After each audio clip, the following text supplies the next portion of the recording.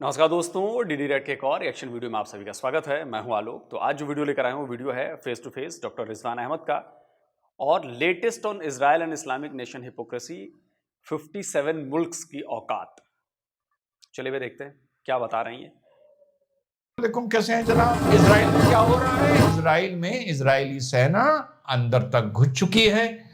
Northern Gaza को लगभग वहां पे हमास को पीछे खदेड़ दिया है या उनकी सुरंगों में खदेड़ दिया है, टनल्स में। अब लड़ाई टनल्स तक में शुरू हो गई है और अल शिफा हॉस्पिटल ये एक बड़ा महत्वपूर्ण बिंदु है इस लड़ाई का। इजरायली डिफेंस फोर्सेस का ये कहना है कि इसके नीचे से एक हेडक्वार्टर है टनल्स का, जिसके रास्ते अल शिफा हॉस्पिटल से भी आते हैं और हॉस्पिटल्स के नीचे हमास का एक अंडरग्राउंड हेडक्वार्टर है। तो ये आरोप है आईडीएफ का। हमास कह रहा है कि ऐसा कुछ नहीं है।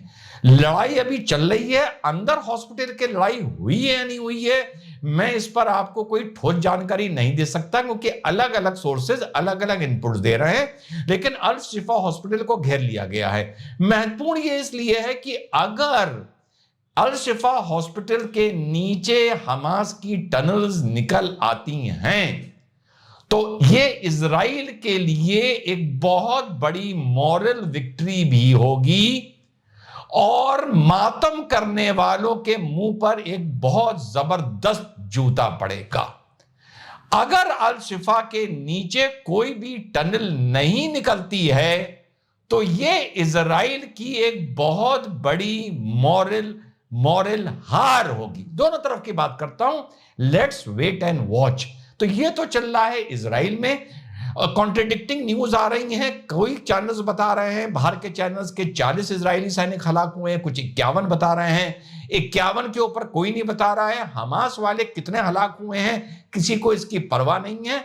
और हमारे पैलेस्टीनी भाई बहन बच्चे लगभग 12,000 हलाक हुए हैं। मेरा अनुमान है 15 से 17,000 के बीच में इनके फाइनल आंकड़े आएंगे। और नॉर्दर्न गाजा को पूरा टेक ओवर करने के बाद, मैंने भी 4 दिन पहले बता दिया था कि अब वो स्टेज आ रही है कि एक टेम्परेरी सीज फायर हो सकता है। अभी नहीं, 7 दिन 8 दिन 10 दिन बाद अल शिफा और नॉर्थ को पूरा टेक ओवर करने के बाद। तो ये हुआ इनपुट इजराइल के अंदर जो चल रहा है। इजराइल के बाहर अरब वर्ल्ड में क्या चल रहा है? अरब वर्ल्ड के सारे नुमाइंदे, ये बड़ी बड़ी इनकी जो ये मैं रील देखता हूं ना, 57 मुल्क, ये 57 मुल्क की जो ये तस्वीर पढ़ते रहते हैं, उसका क्या महत्व है मुझे तो देखो यार ये पहले ही मालूम था। मैंने तो लड़ाई शुरू होने के 24 घंटे नहीं 12 घंटे बाद बता दिया था कि बेटा किसी की मां ने दूध नहीं पिलाया कि कोई बीच में कूद सके। मैंने तो कह दिया था ना। कोई दलाल बोल रहा था, कोई यहूदी बोल रहा था, कोई कुछ बोल रहा था। 40 दिन बाद तुम लोग मेरे आगे शर्मिंदा होते हो तो माफी मांग लिया करो। माफी नहीं मांगते हो फिर और गालियां देने लगते हो चिढ़ के, क्योंकि इस साले की बोली बात फिर से सच हो गई। तो 40 दिन बाद अरब मुल्कों ने कहा कि भैया इस पर एक बैठक होनी चाहिए। एक बैठक करते हैं और तय करते हैं कि क्या करना है। ये सारी सारी आप लोगों को इसके पीछे जो पॉलिटिक्स चल रही है वो समझाऊंगा। कौन क्या क्यों कर रहा है, समझ रहे हैं? कौन क्या क्यों कर रहा है। पहले टॉपिक चेंज करके बता दूं, ईरान क्यों कर रहा था। शुरू में आप लोगों ने देखा होगा ईरान के बड़ी मिर्ची लगी हुई थी, वो बड़ा कूद रहा था, हिजबुल्लाह बड़ा कूद रहा था, उधर हूती बहुत कूदने लगे थे। अब सब शांत हो गए। क्यों हो गए? ईरान को कोई मोहब्बत नहीं थी मुसलमानों से, ना ना ना ना, कोई नहीं। ईरान सिर्फ मिडिल ईस्ट में अरब सुन्नी मुल्कों को इजराइल से भिड़ा कर मजे लेना चाह रहा था, बस।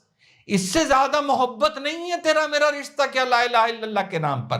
तो ये ईरान का आइडिया था कि सुन्नी मुल्कों को भिड़ा दो, चढ़ा दो। किसके साथ? इजराइल के साथ, अमेरिका के साथ। और जो इजराइल और सुन्नी मुल्कों की दोस्ती हो रही है इसमें किसी तरह खलल डाल दो। मेरा अभी भी मानना है कि वो बहती गंगा में हाथ धो रहा था।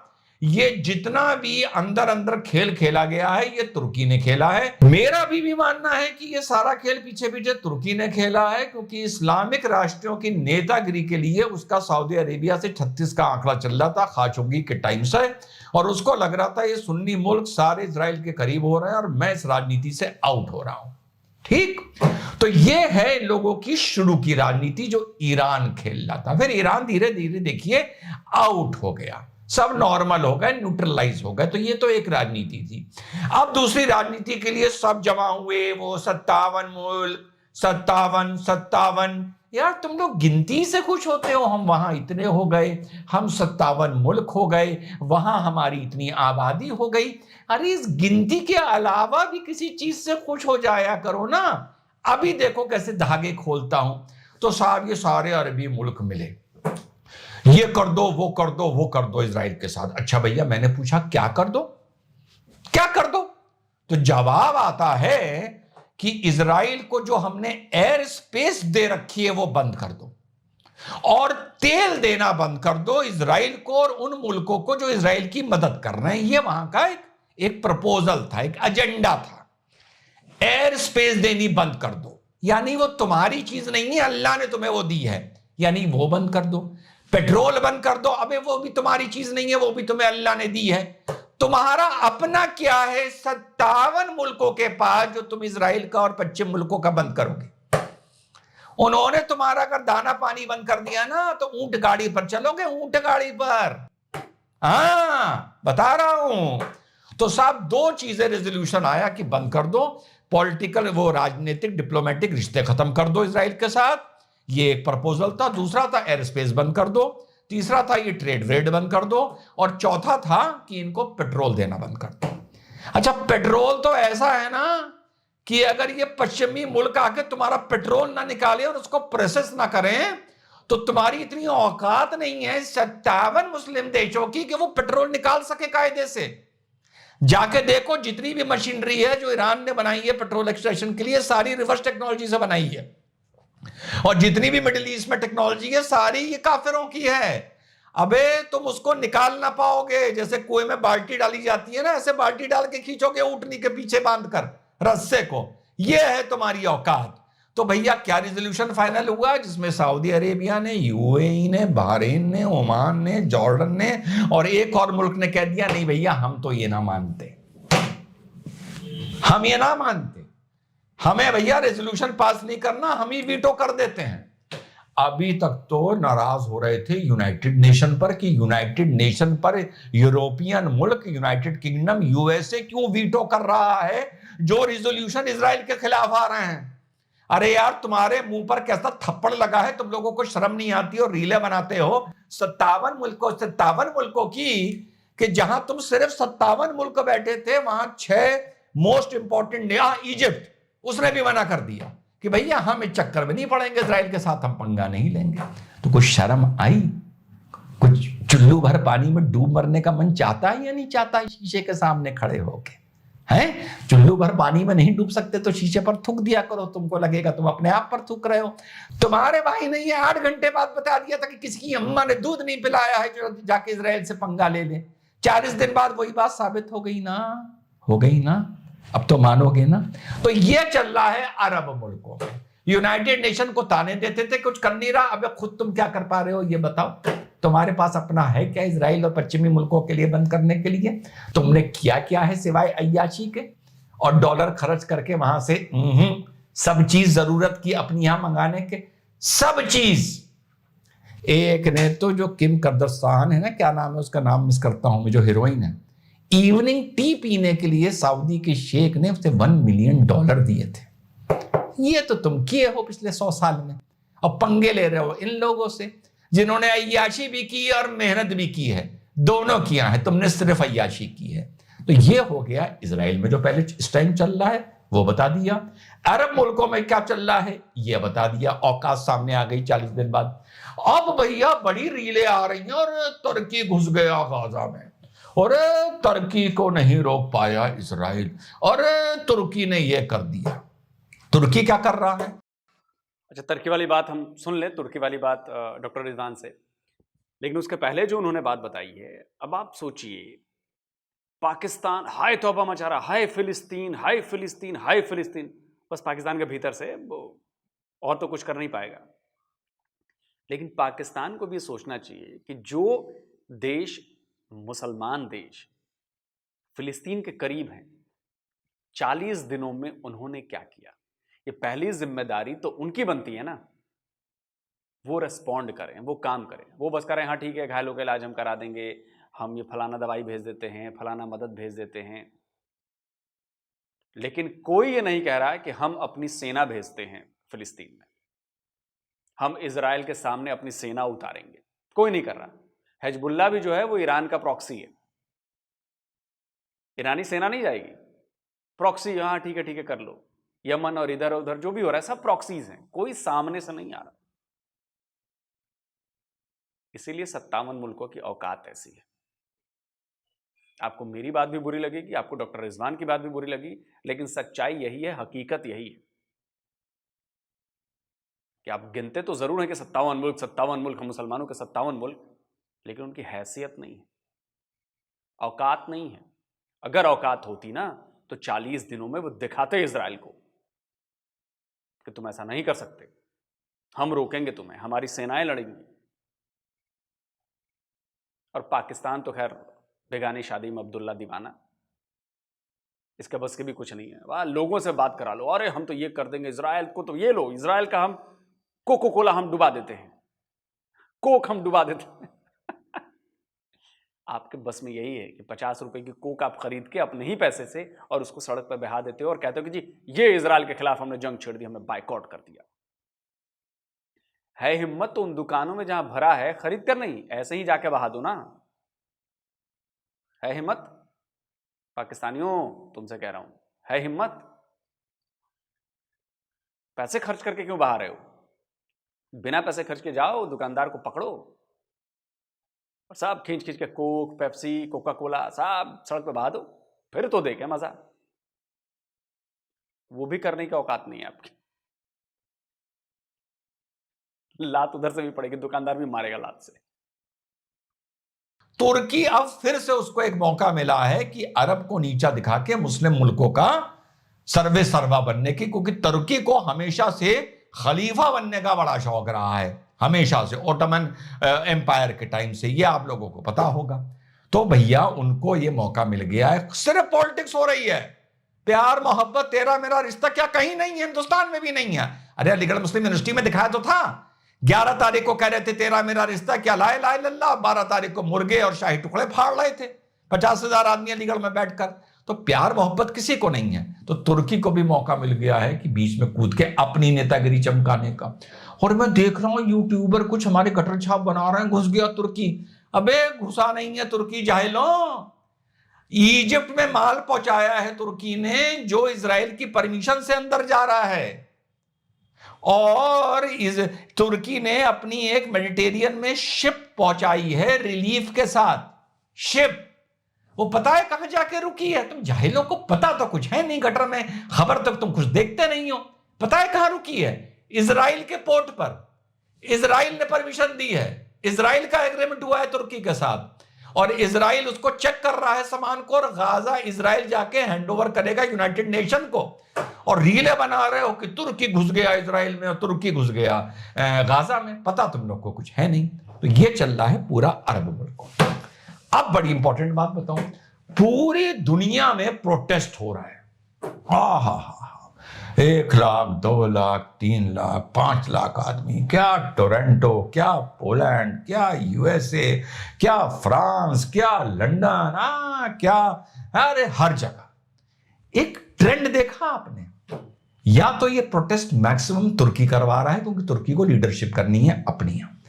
मुस्लिम मुल्कों में अब ये जो प्रोटेस्ट है ये थम गए, जैसे पाकिस्तान हो गया, बांग्लादेश हो गया, और मुस्लिम नेशंस हो गए, हुए वहां पर भी हुए, लेकिन ठंडे पड़ गए।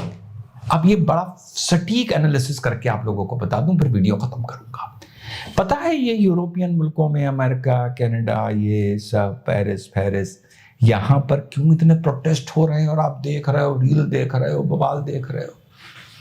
क्या इनको गाजा के लोगों से प्यार है? ना ना ना ना ना, प्यार किसी को नहीं है। जैसे मैंने बताया ना, पहले ईरान राजनीति कर रहा था, फिर तुर्की राजनीति कर रहा था, फिर मिडिल ईस्ट की अम्मा में किसी ने दूध नहीं पिलाया कि जाके इजराइल से पंगा ले ले, वो अपनी पॉलिटिक्स कर रहे थे। ये भी एक पॉलिटिक्स हो रही है। जो ये पूरे यूरोपियन वर्ल्ड में, क्रिश्चियन वर्ल्ड में एक एक दो दो 5-5 लाख आदमी निकल रहे हैं, पता है क्यों हो रही है? इसका राज्य होता है, ये गाजा के लिए कुछ नहीं कर रहे हैं, इन्हें उनसे प्यार नहीं है। ये सिर्फ उन मुल्कों की सरकार को और उन मुल्कों के गैर मुस्लिम यानी वहां के मूल निवासी अंग्रेज भाइयों को ये एक संदेश दे रहे हैं कि ये हमारी ताकत है, ये हमारी शो ऑफ स्ट्रेंथ है। तुम अपने मुल्क में हमसे आगे पंगा ना लेना, हम तुम्हारे मुल्क में इतने ताकतवर हो चुके हैं। ये पॉलिटिक्स है इसके पीछे। कोई गाजा पैलेस्टीनी से प्यार नहीं है। तो ये अपनी राजनीति कर रहे हैं, अरब अपनी कर रहे हैं, ईरान अपनी कर रहा है, तुर्की अपनी कर रहा है, हमास अपनी कर रहा है। और तहे दिल से बोलता हूं, और मरी वो पैलेस्टीनी भाई बहन बच्चे और जानवर रहे हैं, वो मर रहे हैं। पहले उन्होंने मारा, अब मर रहे हैं। जब इन्होंने मारा था तो हमास के खिलाफ तुमने अगर झंडा और डंडा ही उठा लिया होता गाजा के मूल निवासियों, तो शायद तुम 1000-1500 ही मरते और इजराइल फोर्सेस आके बड़े शांति से वहां पर कब्जा कर लेती, तुम्हें हैंड ओवर कर देती, तुम उन्हें गुलाब का फूल देकर उनका स्वागत करते, वो तुम्हें गले लगा के स्वागत करते। 500, 800, 1000 आदमी मर के सब ठीक हो जाता, शांति हो जाती। हमास जैसा आतंकवादी संगठन हमेशा हमेशा के लिए आईएसआईएस और अलकायदा की तरह खत्म हो जाता। लेकिन तुमने भैया जब वहां हमास से रिश्तेदारी करी तो तुमको झेलना पड़ेगा। लेकिन अफसोस बहुत होता है, बहुत होता है, पर गाली मैं इस मारे खाता हूं क्योंकि जब इजराइल के लोगों को मारा जाता है यार, मुझे तब भी बड़ा अफसोस होता है। जब गाजा के लोगों को मारा जाता है मुझे तब भी अफसोस होता है। सच्चे मुसलमान की निशानी यह है कि इजराइल के लिए अफसोस ना करो, सिर्फ गाजा में जो लोग मर रहे हैं उनके लिए अफसोस करो। इसीलिए मैं सच्चा मुसलमान नहीं, कभी मुनाफिक, कभी दलाल, कभी यहूदी, कभी कादियानी, यही सब मैं कहलाता हूं। तो सबकी आप लोगों को राजनीति बता दी। यूरोप में जितना भी बवाल हो रहा है, ये सिर्फ अपना शक्ति प्रदर्शन का एक मौका मिला है कि तुम हमसे अगर यहां बोलोगे तो अब हम यहां आबादी, बस आबादी, उसके अलावा कुछ नहीं है भाई यहां मुसलमानों के पास। साफ बताएं, हम आबादी के दम पर हम यूरोप में इतने बड़े हो गए हैं कि हम तुम्हें तुम्हारे मुल्क में तुम्हारा जीना हराम कर देंगे। अब ये वक्त बताएगा कि ये जीना हराम कर सकते हैं, या ये वक्त बताएगा कि कब अंग्रेज का दिमाग सटकेगा और वो अपने यूरोप में भी इनका जीना हराम कर देगा। कैसा लगा विश्लेषण कमेंट में जरूर बताइएगा। जय हिंद, वंदे मातरम, खुदा हाफिज, और आज 8 की रील जरूर देखिएगा। चलिए दोस्तों, वीडियो खत्म हो गया है और जो बातें डॉक्टर रिजवान ने कही आपने सुनी। जो आखिरी वाली बात थी ना, वो मैं कहता हूं, जो इन्होंने कहा ना कि स्ट्रेंथ दिखा रहे हैं, मैं इसका थोड़ा सा आगे वाला जो है ना हिस्सा, वो मैं पिछले कई महीनों से कह रहा हूं, जब से ये कॉन्फ्लिक्ट शुरू हुआ है और इसके पहले भी जब जब ऐसी बातें होती थी। मेरी एनालिसिस कहती है कि अच्छा हुआ कि ये हुआ। इसलिए अच्छा हुआ क्योंकि कभी कभी क्या होता है ना, आदमी की पहचान जो है वो पीछे छुपी रहती है, कम्युनिटीज की पहचान छुपी रहती है।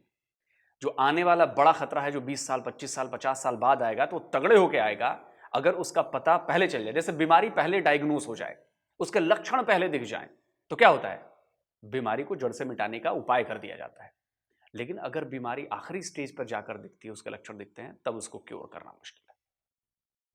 तो इस पूरे कांड ने पूरी दुनिया में इस्लामोफोबिया जो कहा जा रहा था ना कि बेकार है, फालतू में कर रहे हैं, उसका खुलासा कर दिया, उसका असली चेहरा दिखा दिया इस्लामोफोबिया का। अब कई सारे जो मुस्लिम्स हैं वो मेरी बातों से कहेंगे देखो ये साला क्या कर रहा है, सॉरी ये साले वाला लाइन हटा देना। अब कई सारे मुस्लिम जो हैं वो कहेंगे कि देखो ये क्या कर रहा है, तो हिंदू है, ये तो काफिर है। और देखो एनालिसिस करने में ना हमारे से ऊपर ना जपाओगे भाई, बता रहा हूं मैं। ग्रेजुएशन में ना साइकोलॉजी पढ़ी थी मैंने, और बड़े ध्यान से पढ़ी थी, बड़ा मन लगा के पढ़ा था बॉस। तो साइकोलॉजिकल एनालिसिस जो होती है ना वो बड़ी जबरदस्त होती है। भाई आप लोग मेरे वीडियोस में देखते भी होंगे, पिछले 3 साल से मैं आप लोगों को चीजें बता रहा हूं। तो मेरी साइकोलॉजिकल एनालिसिस जो कहती है वो मैं कब तब से कह रहा हूं कि देखो ये अच्छा हुआ कि दुनिया को इस्लामोफोबिया का असली चेहरा दिख गया, दुनिया को उनकी स्ट्रेंथ दिख गई, दुनिया को उनको प्लानिंग पता चल गई, और इस प्लानिंग का जवाब देना भी शुरू हो गया है, इस जवाब मिलना भी शुरू हो गया है। वीजे बंद होने शुरू हो गए हैं, लात मार के भगाए जा रहे हैं, माइग्रेंट्स के खिलाफ काम किया जा रहा है। और आने वाले 2 साल में देखिएगा आप, मेरी बात नोट करके रखिए, आने वाले 2 साल में मुसलमानों को भगाया जाएगा। उन मुसलमानों को नहीं जो उस कम्युनिटी के लिए काम कर रहे हैं, जो वाकई अच्छा काम कर रहे हैं, जो वाकई सबको साथ लेकर काम कर रहे हैं या जो साथ रहकर काम कर रहे हैं। हालांकि ऐसे मुसलमानों की संख्या बड़ी कम है, लेकिन वो मुसलमान जरूर भगाए जाएंगे जो शरिया लॉ लागू करना चाहते हैं, जो दूसरे देश में पहले पनाह लेते हैं, शरण लेते हैं, रिफ्यूजी बन के जाते हैं, माइग्रेंट बन के जाते हैं, उनके डेवलप किए गए सिस्टम पे काम करते हैं, पैसे कमाते हैं और बाद में जब थोड़े मजबूत हो जाते हैं तो कहते हैं कि अब तो हम शरिया लॉ लागू करेंगे, हम इस देश को इस्लामिक देश बनाएंगे। ये उन लोगों के लिए मैं कह रहा हूं कि आप लोगों के लिए रिहाइश बड़ी मुश्किल होने वाली है किसी भी देश में, चाहे आप कितनी भी बड़ी संख्या में हो। याद रखिएगा, चाहे आपकी आबादी कितनी भी बढ़ जाए। सही बात कही है, अंग्रेजों को अब ये बात समझ में आने लगी है कि प्रॉब्लम, बीमारी, डिजीज किधर है, अब पहले डायग्नोस हो गई है। इजराइल हमास वॉर ने इस बीमारी को डायग्नोस पहले कर दिया है, तो फौरन इस बीमारी से निकलने का कारगर तरीका जो है वो अपनाया जाने लगा है और बहुत जल्द आप इसका असर और ज्यादा देखेंगे। वरना आप एक बात बता दो यार, एक फिलिस्तीनी को भी नहीं लिया यार। इजिप्ट ने, सऊदी ने, यूएई ने, जॉर्डन ने, एक भी फिलिस्तीनी रिफ्यूजी को एक्सेप्ट नहीं कर रहे। मुसलमान बिरादर हैं, हाय फिलिस्तीन, हाय फिलिस्तीन। अरे पाकिस्तानियों तुम ही बुला लो यार, 10-20 लाख फिलिस्तीनी बुला लो अपने यहाँ कि हम रखेंगे यार, हम खिलाएंगे तुम्हें, जैसे अफगानियों को तुम लोगों ने खिलाया था। डॉलर मिले थे तब रखा था, डॉलर मिलने बंद हो गए तो अफगानियों को भगा दिया तुमने।